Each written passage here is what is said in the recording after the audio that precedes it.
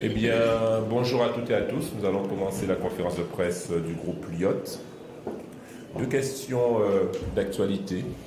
Une première question qui sera posée par le président, mais présentée par le député Mathiazin. Vous comprendrez pourquoi, sur le code noir. Et une deuxième question demain, posée par la députée Youssoufa, concernant la position du ministre d'État Valls sur le statut d'État associé de Nouvelle-Calédonie. Nous commencerons tout de suite par cette première question sur le code noir. Monsieur Mathias. Bonjour, député Max Mathiazin. Alors, une question sur le code noir, parce que nous sommes au mois de mai, et c'est le mois de tous les événements et de toutes les commémorations, surtout pour les questions liées à l'esclavage, et à la mémoire, pour ce qui concerne cette partie de notre histoire, de l'histoire de la France. Vous savez que c'est en 1635 que la France prend possession, notamment de la Guadeloupe et de la Martinique, et il va exister pendant très longtemps, lorsqu'on le découvre la canne à sucre, eh ben, le système des plantations, et qui va exiger une main-d'œuvre importante. Et donc c'est là que va commencer à s'intensifier le travail des esclaves ou d'êtres humains mis en esclavage venant d'Afrique. Et puis il n'y avait pas de statut. Il y a une série d'ordonnances ou d'édits, enfin, etc., de textes qui sont plutôt disparates au départ, va venir progressivement coordonner, organiser ce système. Et ces textes sont principalement rédigés par Colbert, ministre fidèle de Louis XIV. Mais l'abolition de l'esclavage, la première abolition de l'esclavage par la Révolution, c'est-à-dire la loi du 16 plusieurs en 2, abolit l'esclavage, mais n'abolit pas les dispositions. On dit l'esclavage n'existe plus, mais de fait, ces textes sont restés en vigueur parce qu'il n'y a eu aucun parallélisme des formes, ni même une disposition législative pour les abolir. Et puis il y a eu rétablissement de l'esclavage en 1802 par Napoléon Bonaparte, jusqu'en 1848. L'esclavage est aboli par, bien sûr, l'Assemblée, mais par la République, mais aucune disposition ne vient abolir, justement, ou abroger toutes les dispositions législatives qui régissaient la question du code noir, comme quoi c'est un bien meuble, l'esclave est un bien meuble, il peut être vendu avec la propriété, il peut être vendu pour payer une dette de jeu de son propriétaire, et il peut aussi être tué à tout moment, puisque en cas d'évasion. Et donc, voilà. Nous pensons que symboliquement, pour que la République puisse purger définitivement cette question liée à l'esclavage sur ces territoires, à Mayotte aussi d'ailleurs, mais bon, je parle de la Louisiane, mais la Louisiane n'est plus territoire mais français, mais ça a existé aussi, ça c'était valable aussi, ces dispositions étaient valables aussi pour la Louisiane. Donc nous demanderons, par le biais du groupe Lyotte, le groupe Lyotte entend par la voix de son président, présenter une question d'actualité au gouvernement à laquelle dont nous attendrons réponse du Premier ministre pour affirmer que nous comptons, la République entend définitivement solder ce problème par l'abrogation de ce qu'il est convenu d'appeler le code noir. Merci beaucoup Max. Tout ceci bien évidemment dans le cadre du mois de mai des commémorations de l'abolition de l'esclavage, le 10 mai de l'abolition de l'esclavage, le 23 mai, commémoration des victimes de l'esclavage. Demain, question importante aussi concernant la position du ministre d'État Valls dans ce gouvernement par rapport au président de la République sur la situation future de la Nouvelle-Calédonie. La députée Youssoufa posant cette question. Bonjour à tous. Ils sont grands. Bonjour à tous. Effectivement, nous avons eu les remontées presse sur la position et la proposition qu'a faite le ministre Valls pour le statut d'État associé à la Nouvelle-Calédonie, c'est-à-dire que le ministre de l'Outre-mer a mis sur la table l'indépendance carrément pour la Nouvelle-Calédonie, sachant les 3 votes qui ont été défavorables à l'indépendance, mais aussi ce qu'on semble comprendre, la position du chef de l'État qui était contre cette proposition. il nous semble important de soulever le sujet qui provoque une énorme inquiétude à Mayotte, mais aussi en Polynésie et dans d'autres territoires ultramarins. Quelle est la marge de manœuvre que semble prendre, la latitude que semble prendre le ministre Valls sur des sujets fondamentaux que sont la souveraineté et l'intégrité territoriale? Je vous remercie. Merci, chère Estelle. Le porte-parole UVART est à votre disposition parce que nous avons notre niche parlementaire jeudi. Et si vous voulez des précisions sur nos différentes positions et chronologies, il pourra y répondre bien évidemment. Il y a aussi un texte qui a commencé sur les soins palliatifs et la fin de vie. Notre chef de file n'est autre que notre président de groupe, cher Laurent. Vous dire quelques mots peut-être, mais surtout de répondre à des questions. Je ne sais pas s'il y en aura. Nous démarrons donc un long marathon qui va durer 14 jours pleins. Il est probable au rythme où nous allons que nous terminerons en siégeant tous les jours dans 13 jours pour un vote solennel le 27 mai. Je n'ai pas de doute sur le fait que le texte sur les soins palliatifs soit aussi adopté à l'unanimité comme il a été en commission.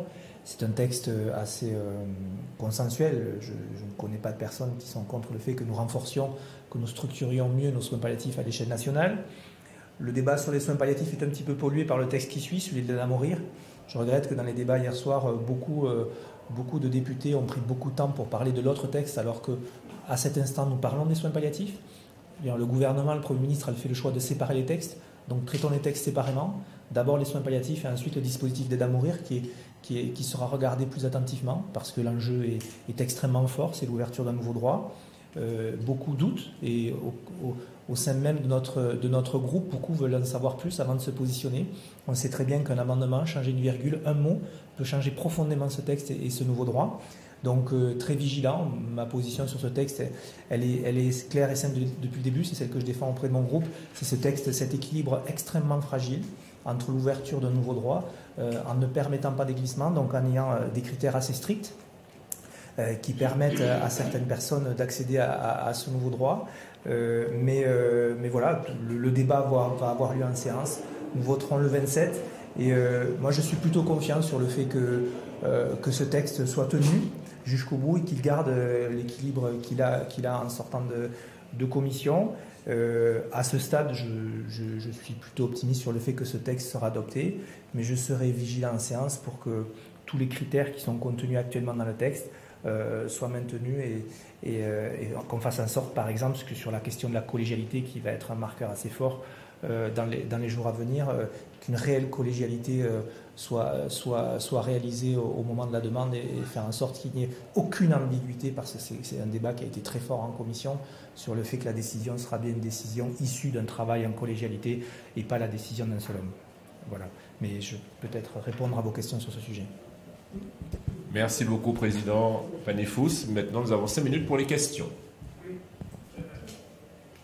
Apparemment, il y a 13 départements qui n'ont pas encore d'établissement.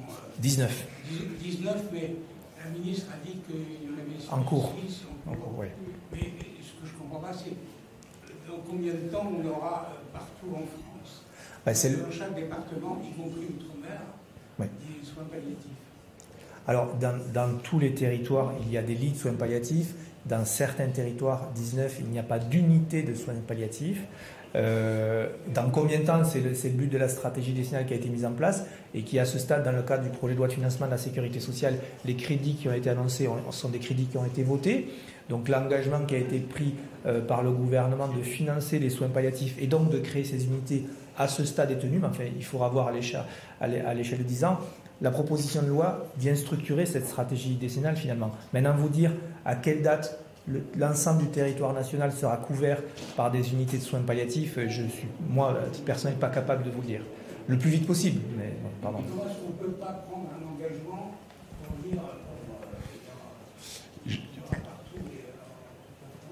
Vous posez une question centrale. Et pour les Outre-mer, notre position de groupe, bien évidemment, liberté de vote, mais on est assez d'accord sur quelque chose. Quand les personnes sont bien prises en charge en soins palliatifs, elles ne veulent pas mourir.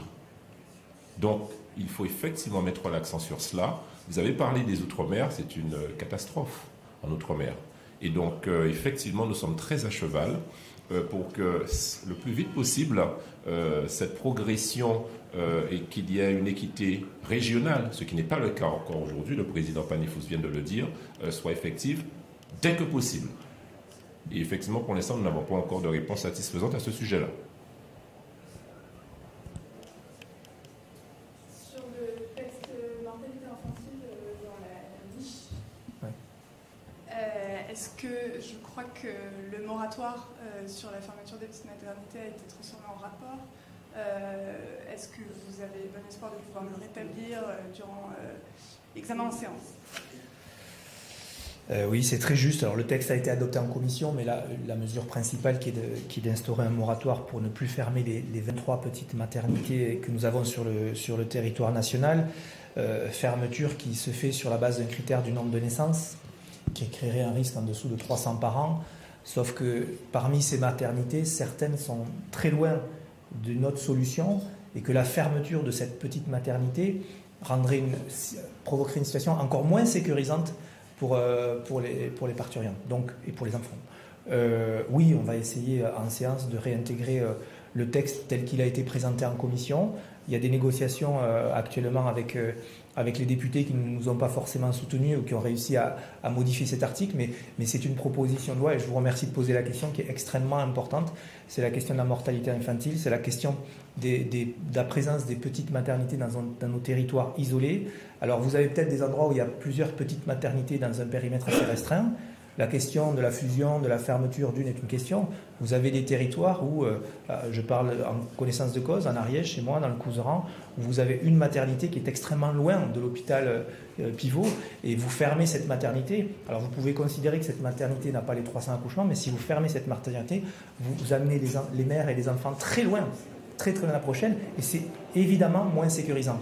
Donc la question du moratoire, c'est celle-ci. C'est de dire, si on veut poser la question de la sécurité, pour les mères et pour les enfants, le seul critère du nombre de naissances n'est pas suffisant. Il y a bien sûr d'autres critères, et notamment celui de la distance qu'il y aura avec les autres. Donc nous, ce que nous proposons, ce que propose Paul-André Colombani, c'est de faire un moratoire pour que nous puissions collectivement fixer des critères objectifs et sérieux sur l'avenir de ces petites maternités et pour la sécurité des mères et des enfants. Stanislas Noyer pour l'aide d'expansion. Sur le premier texte de la niche, je crois que la proposition de résolution a été rejetée en commission. Est-ce que vous l'avez maintenue du coup en séance? C'est une PPL, oui. La proposition de loi est évidemment maintenue. Elle a été rejetée en commission à seulement 2 voix. Connaissant l'immense capacité à mobiliser du bloc central et surtout leur discipline de vote, ou plus franchement leur division sur l'AME entre la gauche et la droite du bloc central, peut penser que ma proposition de loi peut passer. C'est même c'est pour l'extension de l'aide médicale d'État à Mayotte, sachant que de manière dérogatoire, le territoire qui en a le plus besoin sur le territoire national ne bénéficie pas de l'AME et que donc la dotation globale de l'hôpital de Mayotte est ponctionnée de 40% pour la prise en charge des étrangers en situation irrégulière. C'est ça le coût que l'on peut imaginer pour l'AME à Mayotte, c'est 240 millions sur un budget du CHM, de l'hôpital de Mayotte. Donc les équilibres politiques étant ce qu'ils sont jeudi matin à 9h, il n'est pas certain que le bloc central arrive à se mobiliser.